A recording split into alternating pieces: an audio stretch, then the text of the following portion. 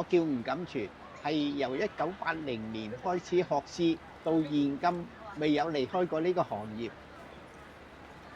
我1980年學師咧，就去做喺塗漿檔學師，就好有興趣咁樣一直做到現今。因為我哋每做一樣嘢咧，係一個挑戰嚟嘅，每做一個就係一個去學習去用嘅嘢，所以比較個挑戰比較越做就越開心，即係有一種每個客人嚟攞咧，我哋好有一種滿足感。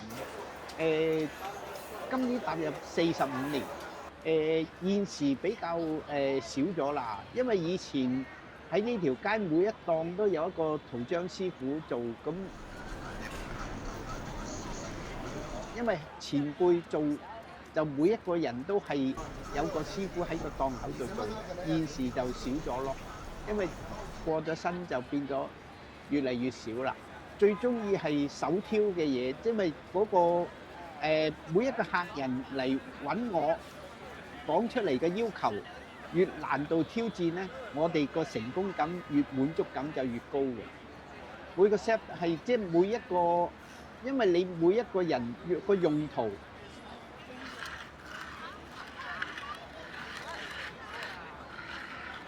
愛嚟用乜嘢，我哋就要以我哋嘅專業介紹翻俾你去用個印點樣用先為之係一個層次咯。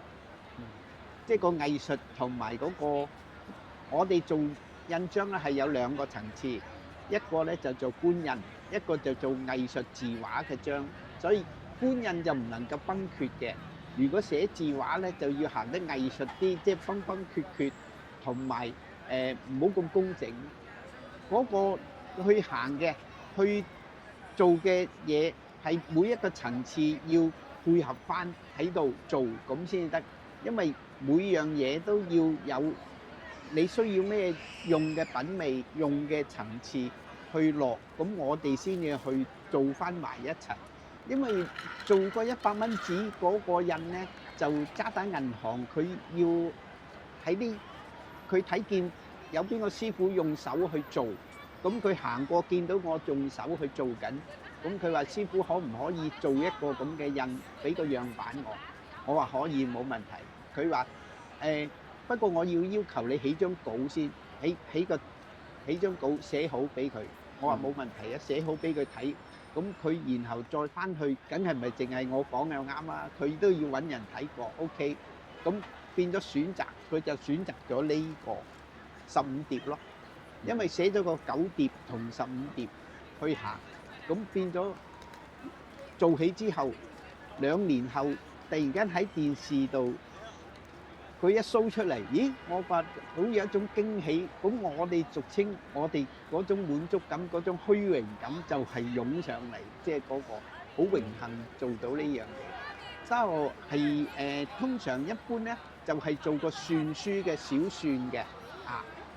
係不同嘅 style。嗱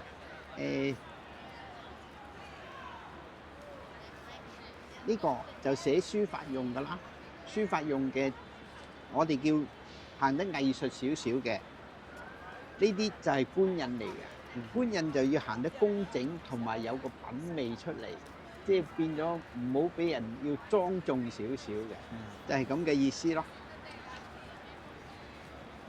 呢啲就現今嘅去做埋，現時配合現時，即係需要乜嘢就可以去做咯。所以我哋要做嘅方法唔好搬字過紙，即係去行得比較natural少少，去有少少個藝術感咧，就唔好俾個框框綁住。唔緊要㗎，我哋做呢個行業叫做有市場，就自然會有人去做。如果有人嚟學咧，有人嚟學呢門手藝咧，我哋即管我哋盡我哋嘅能力去教佢，即係希望佢唔會行歪路、行遠路，即係變得行得快啲咁解啫嘛。如果佢嚟學，教識咗佢，我哋應該要多謝佢，因為佢肯成全，肯去用呢個手藝。我哋叫工匠，工匠就係要不停去學習。不停去變化，先至係一個好嘅匠人。有㗎，有㗎，一樣會有後生嚟問想學，我哋就會教佢咯，教佢要嗌佢學識咗揸把刀去挑，就同埋裝個字，要佢不停去練習。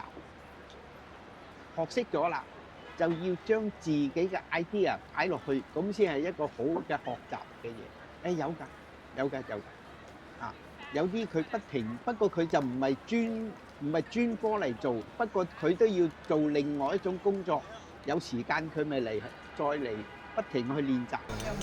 我哋就希望佢認識多啲我哋中國嘅印章嘅嘢、雕刻嘅嘢。咁我哋就佢哋會睇到佢不停去學習，或者互相交流，咁先係一種好嘅印章上嘅發揮咯。